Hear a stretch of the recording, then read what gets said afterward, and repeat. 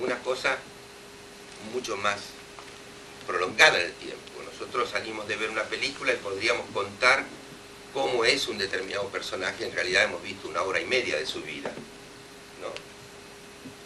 Nos ha pasado infinidad de veces, de modo que de lo que se trata es de darle rasgos muy nítidos, los trazos más claros a los personajes y a las historias, y contar una larguísima historia que puede transcurrir en 30 años en 1 hora y media o 2 horas de espectáculo de cualquier naturaleza. Y esto pasa también con los personajes. A mí me ha pasado en más de una oportunidad que la gente dice, yo ese personaje lo conozco. En realidad nadie copia un personaje, o por lo menos ese es mi caso. Uno toma, ¿cómo decir?, los rasgos comunes de una cantidad de personajes y los sintetiza en uno. Y a mí me parece que el actor tiene que recurrir a su memoria, a sus vivencias, a su experiencia, a su capacidad de observación, sacar muchas de esas cosas. Y es tan legítimo eso como ponerse algunas para hacer un personaje. Y además de la observación surge una cosa que es extraordinariamente importante para un actor, que es el lenguaje gestual, y que forma parte de nuestro lenguaje. Y eso también, a menudo, cuando se habla de autores nacionales, cuando uno hace autores nacionales, hay algunos códigos que son absolutamente intraducibles, y mi experiencia lo puedo demostrar con mi experiencia, en que hay un gesto que puede significar todo un discurso. Y esto, los que son autores de teatro no escriben discursos, escriben una frase. Voy a dar un ejemplo.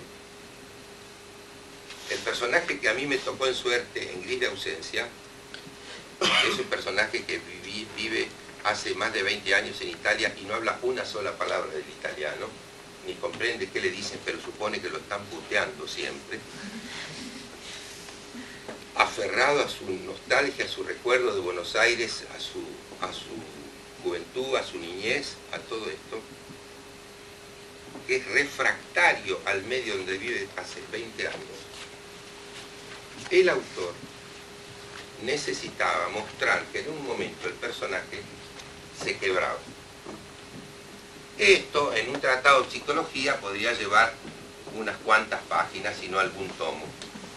El autor lo resuelve con una situación terriblemente angustiosa para el personaje y para el público, que es cuando él habla con su viejo y quiere decir y no se acuerda, y el público me gritaba la letra, porque el público sabía que yo estaba perdido, que el personaje estaba perdido si no se acordaba de la palabra riachuelo. Eso no se puede traducir a ningún idioma que no sea el nuestro. Y esa es la síntesis que un autor encuentra para mostrar cómo un personaje hace track y se rompe en 1000 pedazos. Y el actor también tiene que encontrar la síntesis de esa angustia, de ese momento de fractura tremenda en su vida, que va a cambiar definitivamente su vida. Y esto es lo que me parece que pasa con los buenos intérpretes. Los intérpretes toman cosas y sintetizan para que tenga rasgos comunes que todos reconocemos.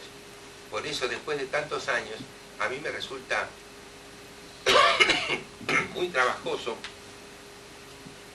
y no porque creo que no, porque no lo pueda hacer, sino porque me resulta trabajoso, pienso en alguna obra del repertorio universal, en hacer, pero yo estoy seguro, porque es así, que los matices, los pliegues, las cosas más recónditas de un personaje, esas cosas que todos sabemos que ante un determinado estímulo reaccionamos de una determinada manera.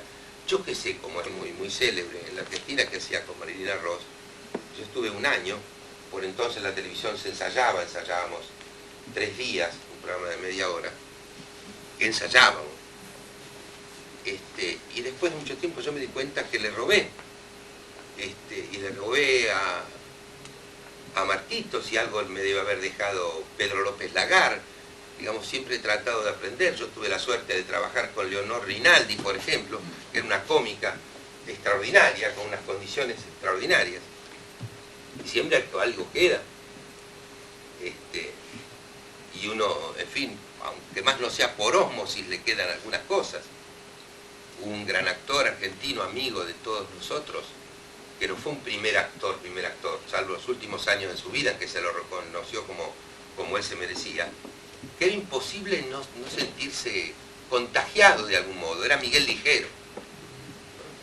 Era difícil, ¿no? No es que uno trate de parecerse, pero hay algunas cosas que o las hacemos los actores o no nos las hace nadie por nosotros. No hay ningún director del mundo, ni de teatro, ni de música, capaz de marcarle a un instrumentista o a un actor cuál es el tiempo de reacción de un determinado parlamento. ¿Cuánto es el tiempo matemáticamente medido en que tiene que aparecer la respuesta para que produzca el efecto que tiene que producir? Los directores de orquesta se ponen frente a la orquesta y dicen: yo quiero esto, esto y esto y esto.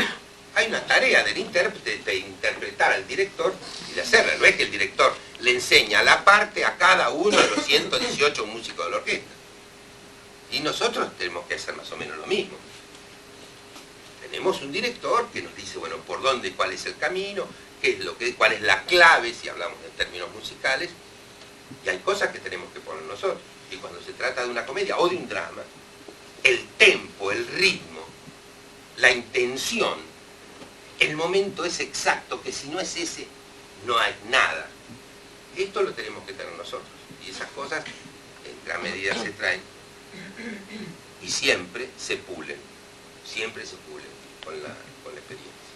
Sí, pero se puede aprender en el oficio, pero tenés que tener algo propio, ¿no? Sin duda. Es decir, la captación inmediata, la adivinación que vos tenés de generar el clima, la atmósfera en un minuto, en 3 segundos, eso no te lo puede haber enseñado nadie. No. Eso te nace a vos del código interno que vos tenés del trabajo. Porque otros actores no lo hacen, te quiero decir. No, sí, es así. Voy a contar una anécdota de mi nieta, que tiene 4 años. En una de esas no resulta. Pero a mí me parece que es muy impresionante. En general, los chicos, cuando hacen gracias, o recitan un verso, o bailan o algo así, controlan al espectador, ¿no? Están delante, mira al padre, a la tía, a la abuela, pero controlando. Esta criatura, nunca he visto, empieza a bailar, suponte que baila frente al padre, a la tía, que baila, y de repente se da vuelta y sigue bailando, en la convicción de que la está mirando. Digo, no, esa es la diferencia. No tienes ninguna duda. Ella puede dejar de mirar porque sabe que la está mirando. Esa no es actriz, no va a ser actriz. Pero digamos, esa especie de seguridad, de esa convicción, eso sí, me parece que no se aprende. Lo que se pule es el instrumento. Nosotros somos instrumentos de nosotros mismos.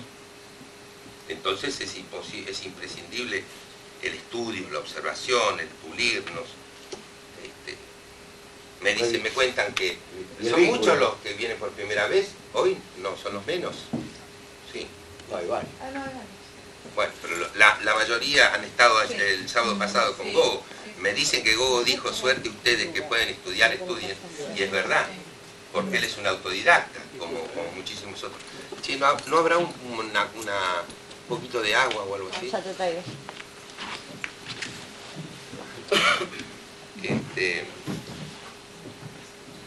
Te hice otros autores, mirá el Flaco Núñez, está ahí, hizo un monólogo en algún espectáculo de sketches que lo hacíamos todos en base a autores argentinos transexuales.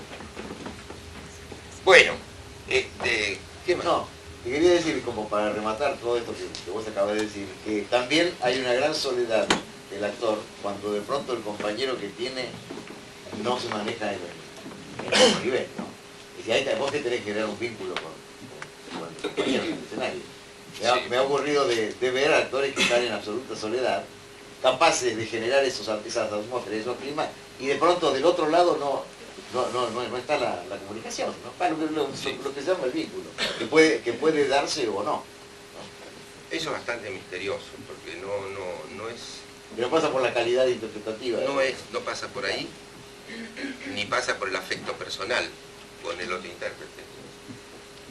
A mí me ha ocurrido tener amigos, queridos, entrañables, con los que esa magia no se producía, y algún compañero de trabajo con quien no tenía casi ninguna intimidad aparecía. Eso es muy misterioso, eso es misterioso. Y hubieron actores, por eso es raro la profesión, este trabajo. Hemos conocido gente muy brillante desde el punto de vista intelectual, que no podían transmitir en términos emocionales, que es lo que somos nosotros.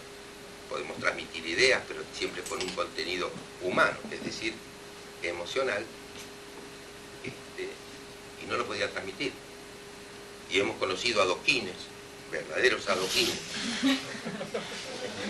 que eran unos animales de teatro extraordinarios, que no necesitaban nada, necesitaban pararse en el escenario, y con una intuición finísima, actores finísimos. Bueno, en general muchos de los antiguos que no se habían formado, en esa camada de Jorge Lugo, es decir, los que andan hoy por los 80 años de edad, había muchísima gente sin formación y con una adivinación extraordinaria del trabajo. Y no sabían lo que estaban, bueno, de pronto no tenían idea de quién era Ibsen, estaban haciendo pedazos. No, por favor, que no tengas hacer una improvisación. Y de verdad no conocían a los autores, escolásticamente. Y salían y hacían, y tocaban una cuerda de Ibsen y decían, ¿quién les enseñó lo que es Ibsen, qué significó Ibsen? Bueno, creo que es el prodigio del actor, de verdad, ¿no? El que sale y se ilumina. Sí.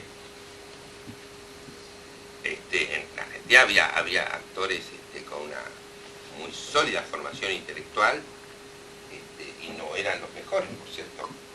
Pablo Acchiardi era uno de ellos. Guillermo Battaglia era un hombre de una extraordinaria formación intelectual, que no era un actor, no lo digo, pero digamos, eso no lo enriquecía como instrumento. No sé si vale la pena seguir con esto, pero yo quería hacer algún comentario. En la primera reunión habíamos hablado, más o menos para ponernos de acuerdo, para ver cómo iba a ser esto, cómo resultaba. Siempre es un misterio, los organizadores estamos como ante un estreno cada sábado ahí enfrente, diciendo quién vendrá, le gustará. Ahí va la cosa. Pero quiero hacer alguna reflexión con respecto a otro por qué se hizo esto. Otro por qué se hizo esto. Y habíamos pedido en esa primera reunión una suerte de discreción profesional entre quienes participamos de esto, para tener la libertad de poder hablar sin que esto signifique se pueda llegar a convertir en un correveidile o en una cosa que puede tornarse tal vez desagradable y que no es la intención de ninguno de nosotros. Pero nosotros hablamos con Salvador, con Tito, con Rómulo, ¿por qué no decirlo?, de una cierta preocupación porque no se está apuntando en la formación de los actores a los personajes. Creo que hay una tendencia un tanto generalizada de instruir al alumno de teatro en algunas habilidades que tengan como resultado una extraordinaria naturalidad, ningún embaramiento, ninguna impostación, y ver la forma más habilidosa de acercar los personajes al intérprete. Y a mí me parece que el oficio del actor es al revés. El oficio del actor es como ese hombre, esa mujer, ese muchacho, esa chica, se convierten en arcilla y se ponen de la forma que imaginan él y el director, basando en esos datos que da el autor, en la forma del personaje. Me parece que se ha dejado, nos da la sensación la preocupación que para nosotros era verdaderamente obsesiva en el conservatorio, de encontrarle una manera de hablar, una forma de moverse, un andar, unas cosas para hacer